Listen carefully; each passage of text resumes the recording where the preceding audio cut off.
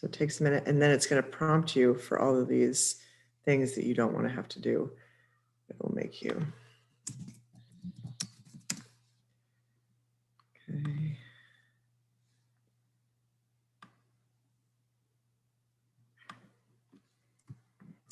This is why it takes a while.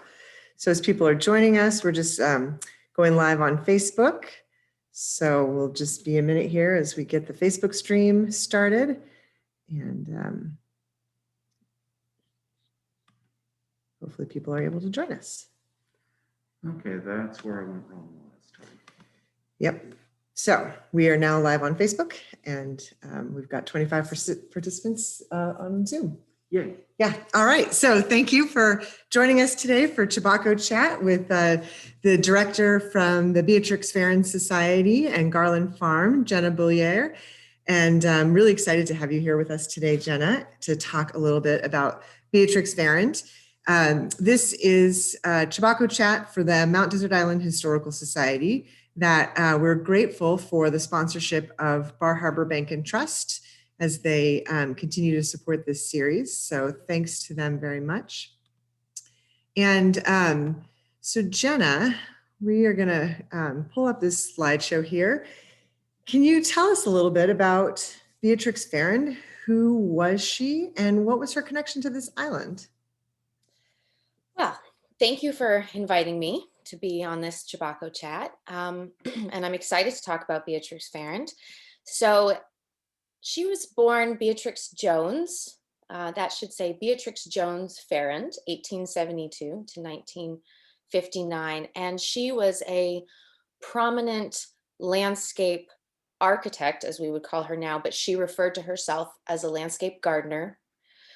She was born into two extremely socially well-placed, wealthy families. Her mother was Mary Cadwallader, and her father was Frederick Jones. And so if you've heard the phrase keeping up with the Joneses, it actually referred to the family that Beatrix was born into.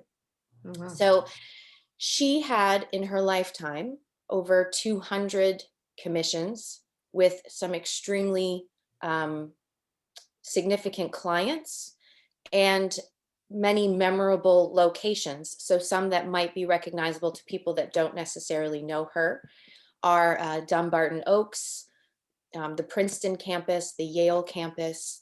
She did one of the gardens at the White House. If you saw recently in the news how the White House Rose Garden was redone, that was actually one of the gardens that she had designed.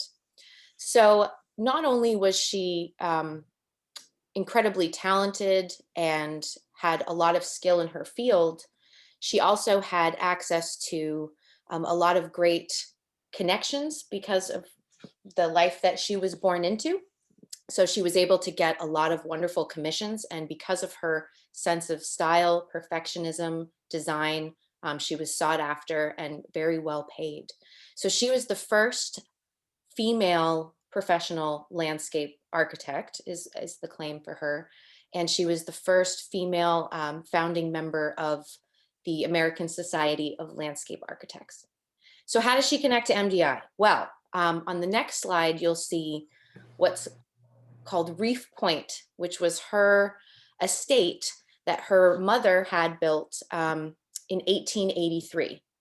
So this is located in Bar Harbor.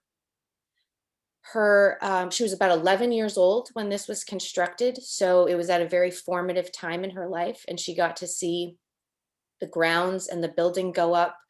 And she spent every summer there ever since she was a young girl. So Reef Point was kind of crucial to Beatrix Farrand and deep in her heart. She started doing planting experiments, moving plants from one place to the other. Like, she made this garden hers right from when she was a child. Her mother eventually just like gave up and said, fine, you can have, authority over what happens on these grounds, because she was just becoming so intrigued by it. So she ended up inheriting Reef Point from her mother. And after she married in her early 40s, decided that she wanted to make this with her husband. They decided they wanted to make it a horticultural education center. And so that became their dream. It no longer exists, and there's a whole great story that goes along with that. But so one of the connections is this Reef Point estate and her summer residency here. Another is that she did about 50 commissions, or over 50 commissions, just on MDI alone. So there are many, many estates that have been impacted by her. She consulted on a lot of work that happened on the island. These are more pictures of Reef Point, and you'll see the top left is an aerial shot of the estate. And if you notice that line that's coming down near the water there, that's actually the shore path. And so people can walk along where Reef Point used to be. And you'll see some photographs of the gardens there. And those are the ones on the right are colorized photographs. So you can see a little bit of some of the plantings that she had on those grounds.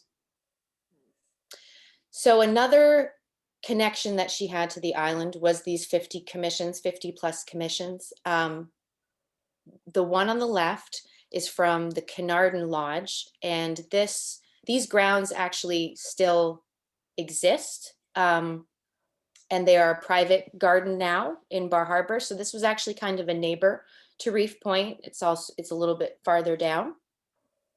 And then the picture on the right is from the Satterley Gardens near on top of Great Head, where you can see Sand Beach. That used to be privately owned, and it was J.P. Morgan's daughter, Louisa Satterley, who had this garden. And it was partially destroyed by the fire in 47. And then her daughter, Louisa's daughter, ended up donating it to the park afterwards. So that's no longer there. Yeah. So she had, oh, I love these. I could just stare at these pictures all the time. So what you're looking at here still exists. And I urge anybody that is visiting MDI or is a resident of MDI that has yet to visit it or just wants to revisit it, go to the Abbey Garden in Seal Harbor.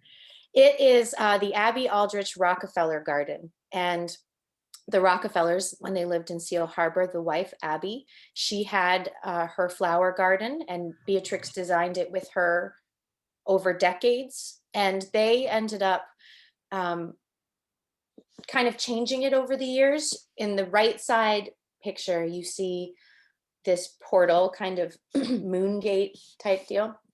And where you see that wide area of lawn, that actually used to be full of flowers, and they were the cut flowers. This was kind of a cut flower garden. So when the Rockefellers would come up in August, this would be full of flowers that were blooming and ready to cut then, and they could decorate their house and their tables and things like that with them. So now it has kind of changed into this open lawn plan. But this is open in the month of August. I think maybe there's some openings in July you can reserve to go visit. But there are a few examples of existing gardens that are like this beautiful, in my opinion. So I would encourage anybody to go visit those. Nice. So, so those are some of her projects on MDI. What was her philosophy, about how she used plants and how she selected plants? I don't know if you saw, there was a previous Chebacco chat that Betsy Hewlett and I did about some of the early gardeners and landscaping, the start of the landscaping industry on MDI. And we talked a little bit about the use of native plants versus plants that were brought in, and how that might have introduced invasive species. And I'm curious if you know a little bit about, sort of what Beatrix Farrand thought about the use of native plants versus bringing in plants from other places. It's a great question. She did both. In her learning, one of the great things about Beatrix Farrand is that she was very determined to become the best in her field. And even if she had some restrictions because of her gender or something like that, she found a way to learn what she needed to learn to do the best job.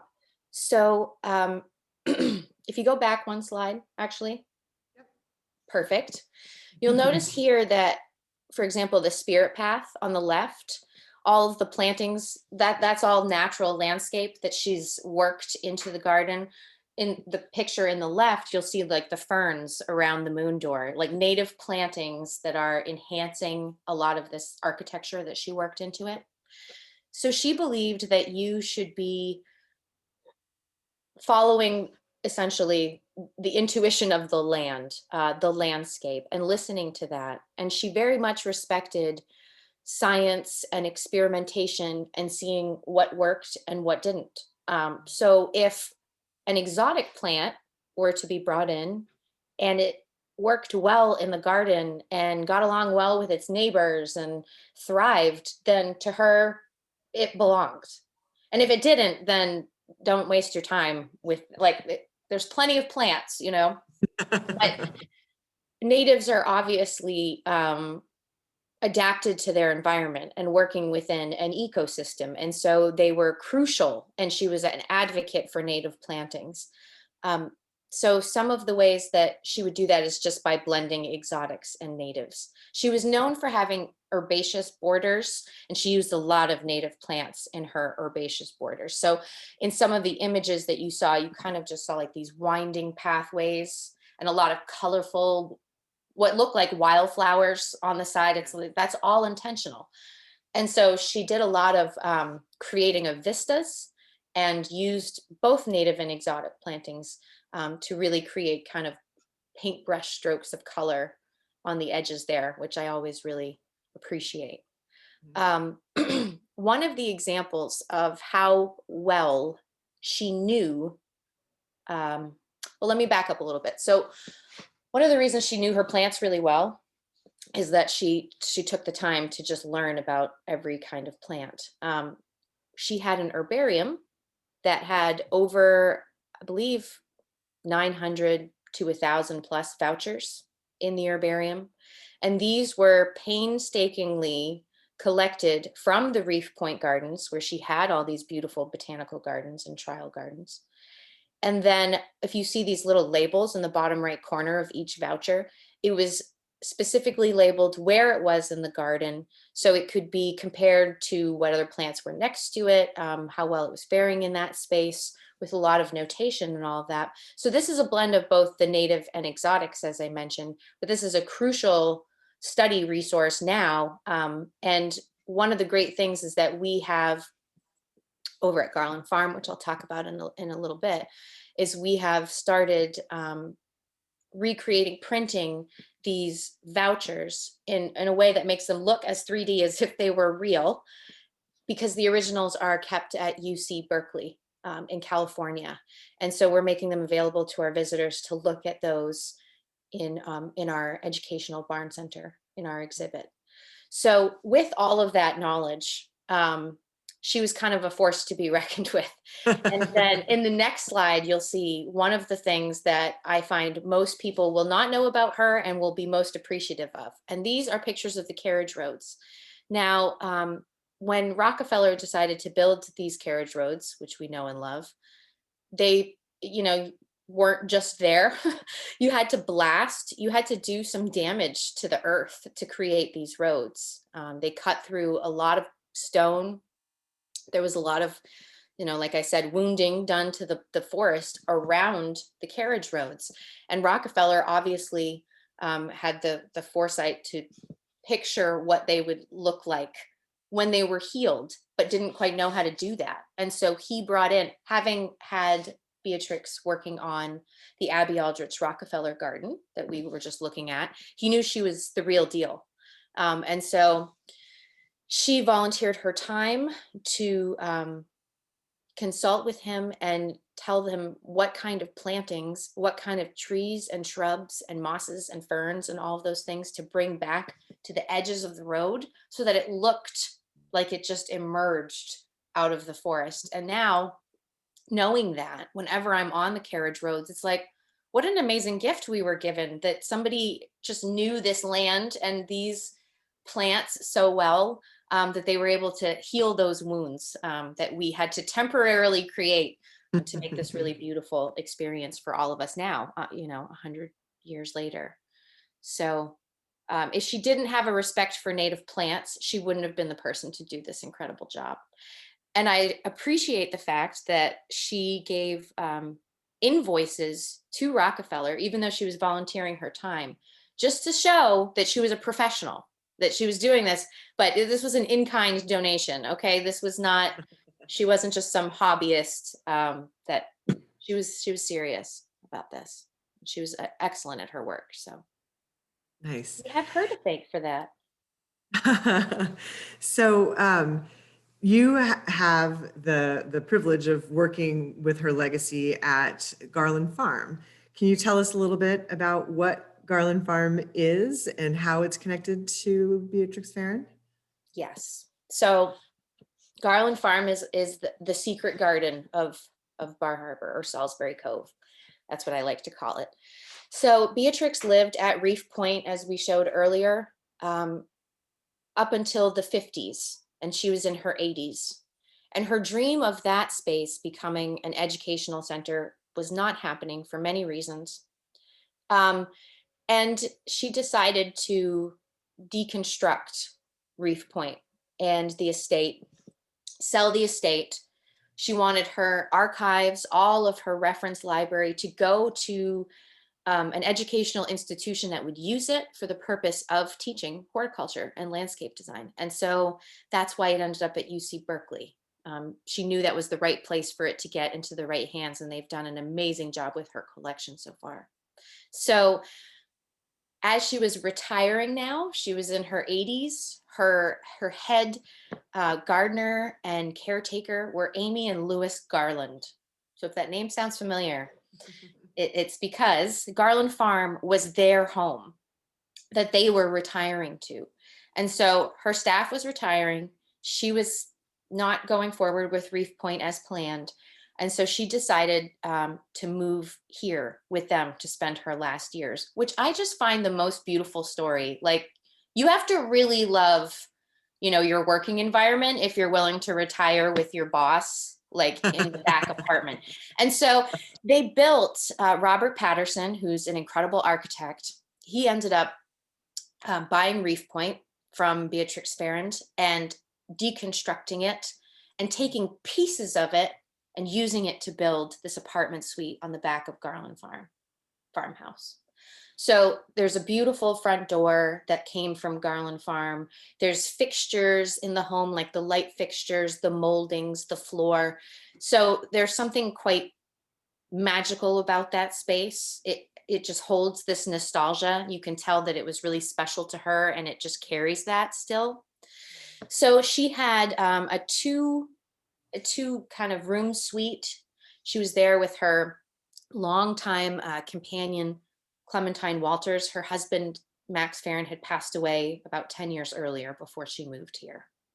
And so she decided to spend the last years of her life with her favorite plants and by creating her most intimate garden. So the picture on the right here is what we have, what we call the entrance garden. And it has a blending of some Asian plants. There's ivies. There's a lot of wild ginger in this garden. The benches that were here in this space were brought over from Reef Point, like a lot of stuff, trees. She brought over a Dawn redwood tree, which was featured in an issue of Chebacco a couple of years ago, along with some beautiful big cherry trees and things like that. And then if you go to the next slide, you'll see what's referred to as the Terrace Garden. And this is two views of it. So there's three sections kind of to this garden. There's one known as Clementine's part, and then Beatrix's part, and then the middle section is Heather's and Heath's, which you can see that middle section in the left picture there. The right picture is a group from College of the Atlantic, Isabel Mancinelli's class. I think it's a landscape architecture class. They come in and visit every year. And so she's talking to them about Beatrix Farrand and her legacy as well. And they're able to view this just incredible palette that she's built here. Now, one thing that's great about this garden is that she did giant projects. I mean, Dumbarton Oaks is like acres and acres and acres. the Abbey, Aldrich, Rockefeller garden. That's a, a more formal floral garden, and then all these beautiful Asian garden sides off to the side. But this was a really special garden to her and really intimate. It was her last garden and it was her favorite plant. So in front of her room, the Beatrix side, she put plants that were in her favorite colors. And then on Clementine's side, she put plants that were in Clementine's favorite colors.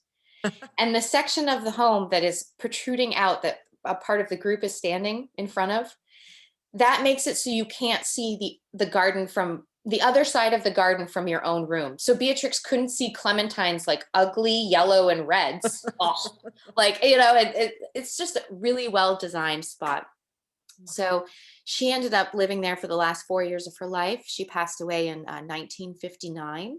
And this stayed in the Garland family for a number of more years. And then it saw two different community members. It was privately owned by local families, two different local families.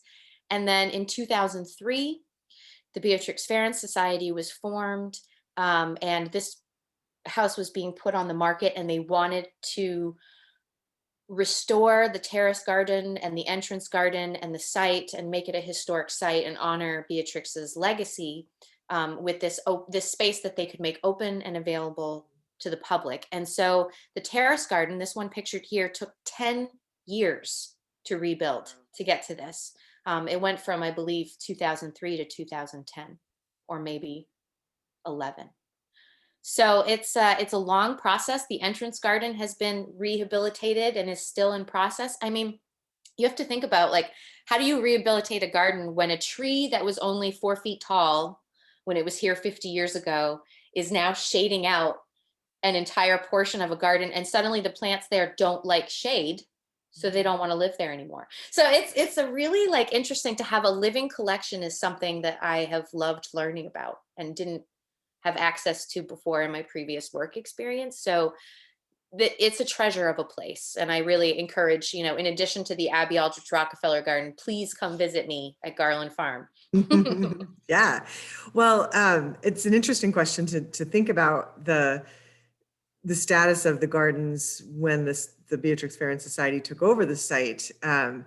Were there records of the plants that she had planted? So if you needed to rehabilitate garden space where maybe plants had died, did you know and have a record of what went into those spaces so you could return them to the original intent? So the entrance garden, which was pictured in the last slide, we have written plans for that. She obviously wrote plans for all of her projects, but most of those are over in Berkeley. But we do have access to her plans for that entrance garden. The terrace garden is kind of a combination of 3 different plans. One was, Amy Garland, who was her gardener, ended up continuing this garden after Beatrix's death. And so there was records that she kept later on in the 60s and 70s, perhaps. And then there was also like a reporter that came and took photographs. So one of the parts of the process was after the society purchased this land and decided to restore these gardens, was they hired a firm called Presley Associates, and they wrote a cultural landscape report, which is just essentially like a Bible, when it comes to working through a project of this magnitude. So they looked at historical records, all kinds of different plans from that same period, and did a lot of combining and, with that informed knowledge of what she loved, what she planned, what she was doing. And so, yeah, this has been a labor of love for a long time for many great volunteers. And it's welcomes few people in the summer because it is a secret garden, but more and more every year, except for last year, of course, but more and more every year are coming to see the place. And we're proud of it because it looks so nice. That's beautiful. It's Yeah. beautiful. So, so we just have 5 minutes left. It's crazy how fast these things go, but we have some questions that are starting to come up from our people who are watching. I would encourage more questions to be posted either to Facebook or through the question and answer link on Zoom. So, so as people are starting to get their questions ready, can you tell us a little bit about, like, do you have programs or exhibits or things that can people go into the house? So what would a visitor do or experience when they came to see the site at Garland Farm? A lot more of my storytelling. But also we have a barn that has been restored. It's a farm property, so there was a barn there and it's been beautifully restored. It's a great event space. We do our lectures in there, and that's also where our herbarium exhibit is. And so those vouchers that we're having printed, we're able to display about 100 of those at a time.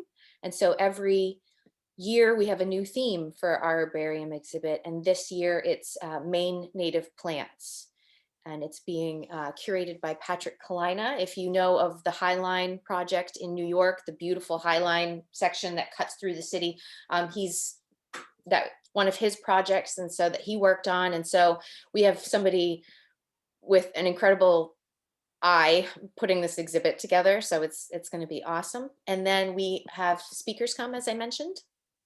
And then we also have an open day. Our season, I believe, starts June 19 this year, and then it extends till the end of September. And every Thursday afternoon, we're open to the public.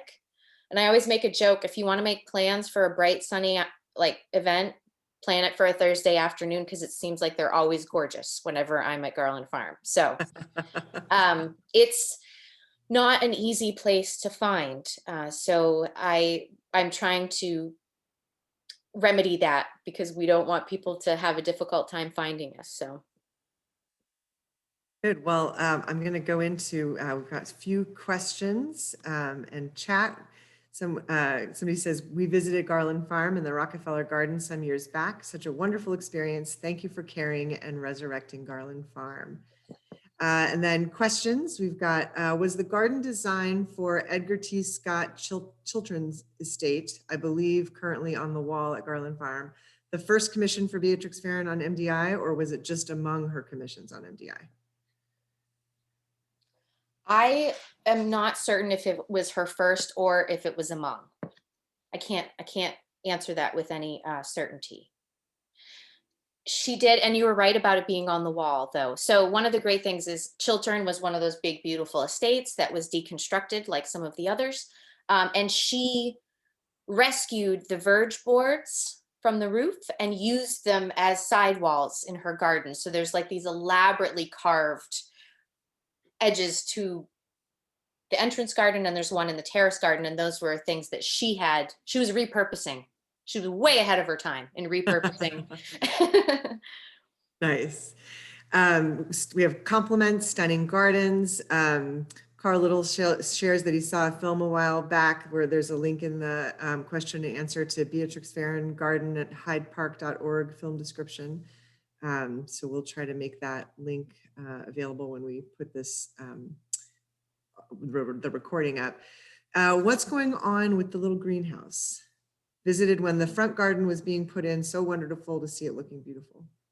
So we do have Beatrix's little, she also brought buildings over, like the door from Reef Point, these things. She also brought little buildings. So one of them was the greenhouse. It has just been reglassed. I think that was last year or the end of the year before. So that is being used again. It's also slow progress. Like everything is being brought back, to its, I don't want to say former glory, but its own version of glory now. We have another question. Other than the Garland and Rockefeller collections plus Savage, where are Beatrix's plant children located on MDI? So I'm thinking maybe that one of the things about Reef Point, where she was at, was the pieces that came to the house, the plants that came to the house.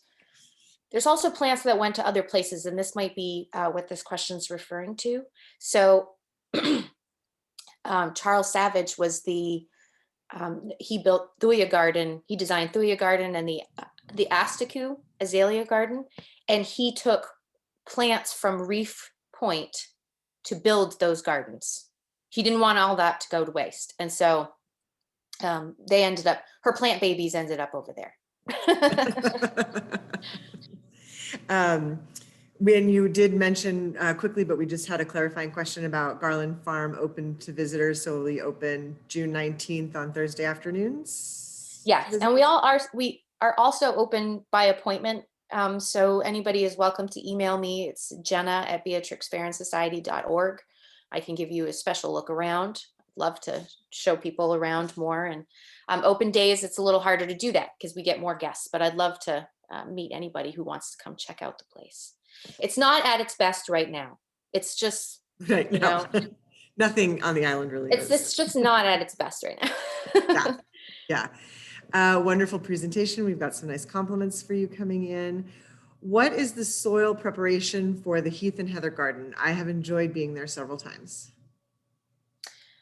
What are the soil preparation? Oh gosh, we have a great volunteer who is our Heath and Heather guru. So she would have that information more than I would. But we also have available these little booklets that we put out that detail the whole restoration process for the Terrace Garden, which is where the Heath and Heather section is. So it might not have that level of detail, but it shows all of the planting guides. And those are available at Garland Farm as well. So again, if somebody wanted to get some of those details, they could give you an email and you can put them in touch with. Yes, I can connect them to the lady who has her hands in that dirt. Mm-hmm. Nice. Somebody wants to know the difference between, more about differences with working with a live collection. Pauline says, certainly different from car collections, which was both of our previous positions. So what is it, what is it like working with a live collection, and how is it different than working with a static collection? Well, I mean, when you're thinking about how do you protect a historic object and you're thinking about climate control, well, what do you do when the climate is weather, is actual climate, not just inside a room? And you're dealing with an ecosystem. So some of the things that you can control in other places you can't control with a living collection like this. And so there's an amount, as I mentioned earlier, how do you interpret a plan 50 years later when the collection has changed? You know, the car collection, like those giant cars, didn't get any more giant, thankfully, as the years went on. So it's every year's a challenge for our garden committee to think about these types of things. We have great volunteers that put a lot of thought and love into this. So, well, and you made a point that I think was interesting when you think about how the plants grow and change over time, that you know, a garden, anyone who gardens knows their garden is a living space, both physically, but also its makeup. You know, you're always moving plants and taking something out and putting something different in. And so there's a little bit of, you know, an interesting difficulty that arises where, were the gardener still alive, she would be making all of the changes all the time, but you're now trying to force, you know, sort of a you know, consistency that wasn't maybe in how it would have been managed in the past, you know, which has got to be interesting challenges. right. And I'm curious, do you think of the plants themselves as the collection, or like if this iris dies, we can get another of the same species? Well, there's different, there's a hierarchy, right? Because there's some that aren't her plants at all. Like we buy them from a plant supplier, but then there are others that are her plants. She brought them there. And so that has a very different significance to them. So yeah, I did see, by the way, that Judith Tankard wrote in the chat that the Scott Commission, which was the Chiltern, was her first on MDI. Judith Tankard is a landscape historian. She wrote literally the book on Beatrix Farrand. So if she said that, thank you, Judith, for chiming in. Yes. That was her first commission. Very cool. I learned that. About, Thursdays, but you already answered that people can make an appointment. Do you have plans to digitize the herbarium collection? The herbarium collection is completely digitized already through UC Berkeley. So I don't know if you have any type of follow-up resources available based on these talks or anything like that, but there's an opportunity for me to be able to share access to seeing every single one of those vouchers that she had. It's Well, really this will impressive. be on Facebook, which you could put links under the Facebook Yes, comments. yes, And that's an easy way to keep resources and yes. I will answering the definitely do questions that that. people might have. So if you have a question or you're looking for a resource, I would encourage you to go back onto the MDI Historical Society's Facebook page, and you can just scroll through to this date, and this video will be on there, and you can participate in the comment section. So just a couple more quick questions and then we'll wrap it up. Are Reef Point plants at the Astuku Garden and at Thuya? Are Reef Point plants? Yes. Great. They got distributed to Garland Farm and those other 2 gardens. Okay. And we have a shout out that the Beatrix Farrand Society has a great website and wonderful members, wonderful programs, encouraging people to become a member. Let's see, isn't there a piece of a garden designed by Beatrix at College of the Atlantic? I believe, yes, the Sunken Garden was a Beatrix Farrand design. She loved her Sunken Garden. So the Carnarvon, that beautiful, if you remember the fountain picture that I showed you, it was just quite gorgeous. That's also a Sunken Garden. So yes, that is being restored, I believe, too, over in College of the Atlantic. And then last question for today, other than lots of compliments, would be what's happening in the area below the Terrace Garden these days? That's probably referring to the pollinator garden. So in the last couple of seasons, that was made into a pollinator garden. We had a great student from College of the Atlantic that wood burned us some signs about pollinators and plants that went through the walk. I know that our garden committee is thinking about that space because we are always wanting to promote our pollinators. And it was full of lupin and many other plants. So I know that we are probably going to let that come out again in the spring and then think about what we might do later in the season. Well, we've gone a little bit over, but we have most of our participants here already still listening. So I really appreciate your time, Jenna. This has been really interesting to learn more about it. And I'm excited to come out and see Garland Farm this summer and spend some time exploring the site. And thank you everybody for being here today and participating. We have our next Chebacco Chat in 2 weeks, which will be our curator of collections here, Patrick Callaway, who has been working with some historic documents related to the Spanish flu pandemic 100 years ago that he thought would be telling and timely and interesting to share. So he's going to dig into our collections here at the Society for the next Chebacco Chat. So thank you, everybody. Thank you so much, Jenna, and have a good evening. Thanks for having me.